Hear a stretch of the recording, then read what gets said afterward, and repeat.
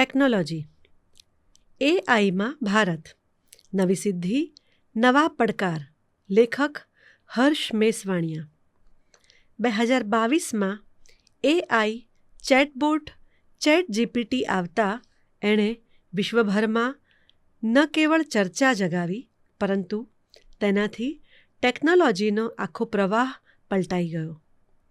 આનાથી તમામ મોટી કંપનીઓનું ધ્યાન એઆઈ પર આવી ગયું. એમાંય Google, meta, Microsoft, open AI, Anthropic વચ્ચે તો એઆઈમાં આગળ વધી જવાની સ્પર્ધા શરૂ થઈ ગઈ. તેના પરિણામે જેમિનાઈ, ગ્રોક, ક્લાઉડ, પરપ્લેક્સિટી, ડિસ્પિક જેવા એઆઈ ટૂલ્સ દુનિયાને મળ્યા. ખાસ તો જુદી જુદી સુવિધા પ્રમાણે સર્વિસ એઆઈ એજન્ટના યુગનો પ્રારંભ થયો. નવી નવી કંપનીઓએ પણ એઆઈના સંશોધનો શરૂ કર્યા. એઆઈને ધ્યાનમાં રાખીને સેંકડો સ્ટાર્ટઅપ્સ આવ્યા અને તેના પરિણામે અસંખ્ય ટૂલ્સ વપરાશકારને પ્રાપ્ત થયા. ડિઝાઇનર એઆઈ એજન્ટના સર્જનને પણ દિશા મળી. આપણે જે પ્રકારનું કામ કરતા હોઈએ એ પ્રકારના એઆઈ ટૂલ્સ બનાવી દેનારી કંપનીઓ બજારમાં આવી અને તેના પરિણામે ચેટબોટ્સની આખી દુનિયા જ સમૂળગી બદલાઈ ગઈ. આ બધાના પરિણામે દુનિયામાં એઆઈ વપરાશકારોનો આંકડો ઝડપભેર વધ્યો.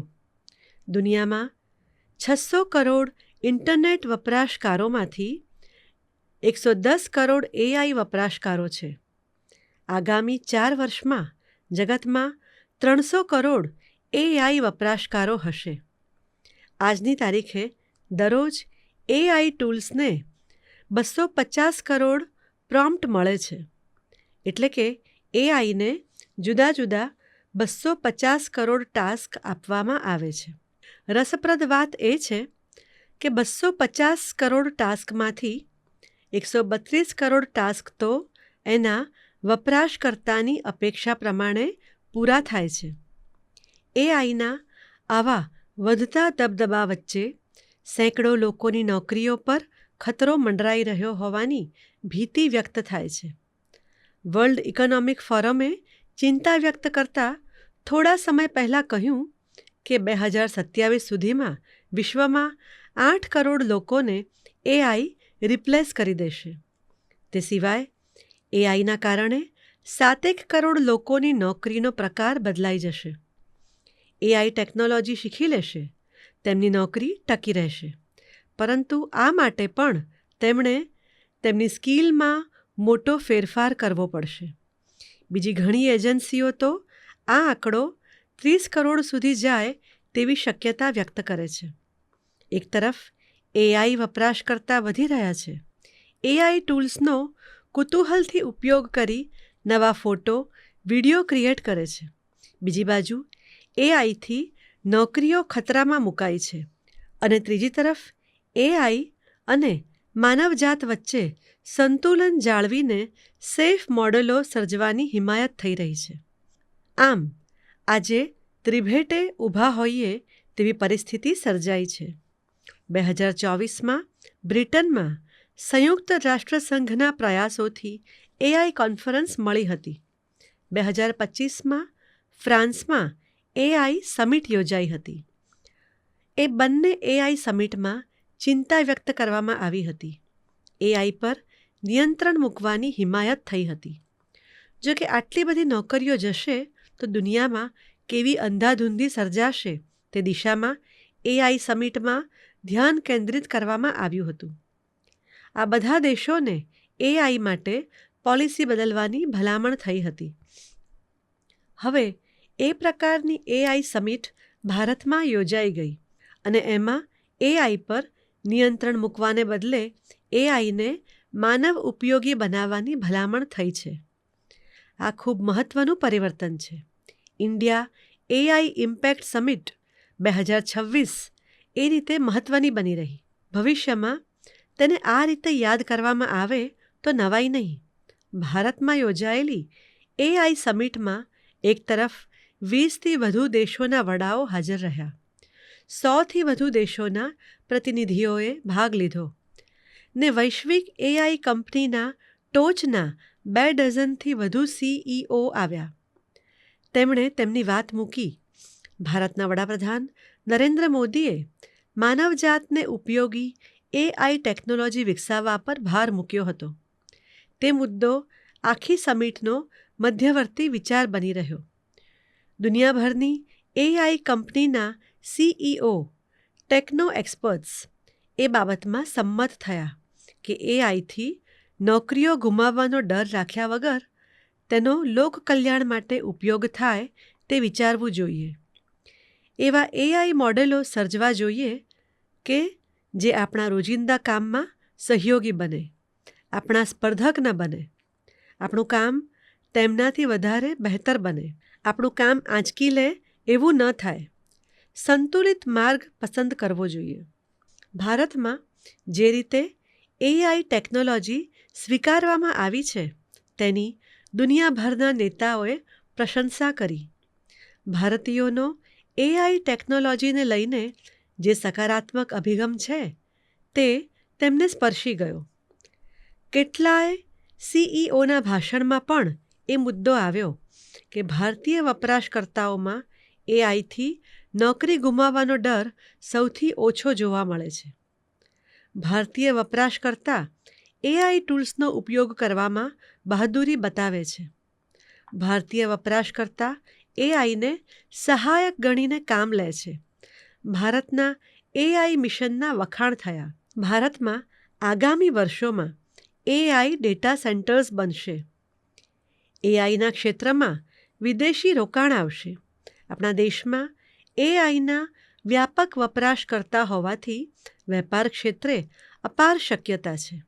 એ વાત તો ખરી, વિશ્વની ટોચની કંપનીઓને આથી જ ભારતમાં રસ પડ્યો છે, કારણ કે ભારત સૌથી મોટું એઆઈનું વપરાશકર્તા બનવાની શક્યતા ધરાવે છે. કેન્દ્ર સરકારે આ એઆઈ સમિટના કારણે જ દેશમાં 250 અબજનું રોકાણ મળશે એવી આશા વ્યક્ત કરી. ઘણી વિદેશી કંપનીઓના સ્વદેશી એઆઈ કંપનીઓ સાથે કરાર થશે. વિદેશી ધન અને દેશી દિમાગનો સંયોગ થશે. ભારતીય કંપનીઓ, ભારતીય સંશોધકો ઝડપભેર સ્વદેશી એઆઈ મોડેલો વિકસાવવામાં મથામણ કરી રહ્યા છે અને એમાંથી ઘણા સ્ટાર્ટઅપ્સને સફળતા પણ મળી છે. કેટલાય ભારતીય એઆઈ ટૂલ્સે દિલ્હીમાં એઆઈ સમિટમાં યોજાયેલા એઆઈ એક્સપોમાં પણ ધ્યાન ખેંચ્યું. ભારતીય વપરાશકારોની જરૂરિયાતને ધ્યાનમાં રાખીને સલામત મોડેલ ભારતીય કંપનીઓએ બનાવ્યા છે. ભારતના એઆઈ ઘોષણપત્રમાં 70 દેશોએ સહી કરી. એનો અર્થ એ કે ભારતે સર્વજન હિતાય, સર્વજન સુખાયના એઆઈ મોડેલની હિમાયત કરી અને તેને વૈશ્વિક સમર્થન મળ્યું. ભારતના માનવીય અભિગમ ધરાવતા એઆઈ એજન્ટની ખરા અર્થમાં અત્યારે વિશ્વને જરૂર છે. તેનાથી અસંખ્ય લોકો પર મંડરાતો નોકરી ગુમાવવાનો ખતરો તો ઘટશે, તે સાથે એઆઈ સહાયકની દિશા ખુલશે. નોકરી ધંધા એઆઈની મદદથી વધારે બહેતર બનશે. ભારતમાં 96 કરોડ ઇન્ટરનેટ વપરાશકર્તા છે અને એમાંથી 60 કરોડ વપરાશકર્તા તો કોઈને કોઈ એઆઈ એપમાં લોગિન કરી ચૂક્યા છે. દેશમાં ChatGPTના સાપ્તાહિક વપરાશકર્તાનો આંકડો જ 10 કરોડને પાર પહોંચે છે. આવી સ્થિતિમાં પાછળ ન રહી જવાય એટલે વૈશ્વિક સ્તરની એઆઈ સમિટ દેશમાં યોજાય તે સમયસરનું પગલું તો ગણાય, પરંતુ તેની સાથે એ પણ એટલું જ જરૂરી છે કે ભારત માત્ર સૌથી વધુ એઆઈ વપરાશકર્તા ધરાવતો દેશ એક ઓળખમાં કેદ ન થઈ જાય. ભારતમાં એઆઈ સમિટ યોજાઈ તેનાથી વૈશ્વિક સ્તરે એવો સ્પષ્ટ સંદેશો સૌને મળ્યો કે ભારત એઆઈની ટેકનોલોજીનો સ્વીકારવા, એમાં રોકાણ મેળવવા, વિશેષ આવિષ્કાર કરવા માટે પૂરેપૂરું સજ્જ છે. તેનાથી દેશમાં નવી તકો સર્જાઈ શકે છે. એઆઈના સેક્ટરમાં નોકરીઓ સર્જાશે, એની સાથે વપરાશકર્તા પણ વધશે. પરંતુ આપણે કેટલાક સવાલોના જવાબો મેળવવા હજી બાકી છે. માત્ર વપરાશકર્તા વધે એમાંથી કામ પૂરું નહીં થાય. વિદેશી ટેકનોલોજીના વપરાશકર્તા બનીએ તો ફાયદો વિદેશી કંપનીઓને થવાનો છે. ભારતે એઆઈ ઇનોવેશનની ધાર કાઢવી પડશે. આપણા એઆઈ ટૂલ્સ ભારતીય વપરાશકર્તા તો મેળવે જ, સાથોસાથ વિદેશી વપરાશકર્તા પણ મેળવે. એ સાચી રીતે જમાના સાથે તાલ મિલાવ્યો ગણાશે. બીજો એક મુદ્દો પણ વિચારવા જેવો છે. ભારતમાં એઆઈ ટેકનોલોજીને ઉત્તેજન મળશે, તેની સામે વીજળીની જરૂરિયાત વધશે. ભારત અત્યારે ગ્રીન એનર્જી વધારવા અભૂતપૂર્વ પ્રયાસો કરે છે. જો એમાં ધારણા પ્રમાણે વીજળી ઉત્પન્ન થશે તો કદાચ એઆઈ માટે જરૂરી વીજળી એમાંથી મળી રહે એમ બને. જો એવું ન થાય તો વીજળીની અછતનું ગંભીર જોખમ છે. અત્યારે પણ ઉનાળા દરમિયાન ઘણા રાજ્યોમાં વીજ કાપની ફરિયાદ ઉઠે છે. એઆઈથી વીજળીની અછત વધશે તો આ ફરિયાદ પણ વધી જશે. ભારતમાં એઆઈના ડેટા સેન્ટર્સ બને તેવો માહોલ સર્જાયો છે, પરંતુ તેની પાછળ પાણીની પણ એટલી જ મોટી જરૂરિયાત પડશે. હવે જ્યારે એઆઈ સમિટના ભાષણનો શોર શમી ગયો છે, ત્યારે આપણે વિચારવું પડશે કે વીજળી અને પાણી જેવા સ્ત્રોત માટે આપણે સજ્જ હોઈએ તો જ એઆઈના ઘોડે સવાર થવા જેવું છે. નહીંતર આ ઘોડો રફતાર પકડી લેશે, પછી આપણે નીચે નહીં ઉતરી શકીએ.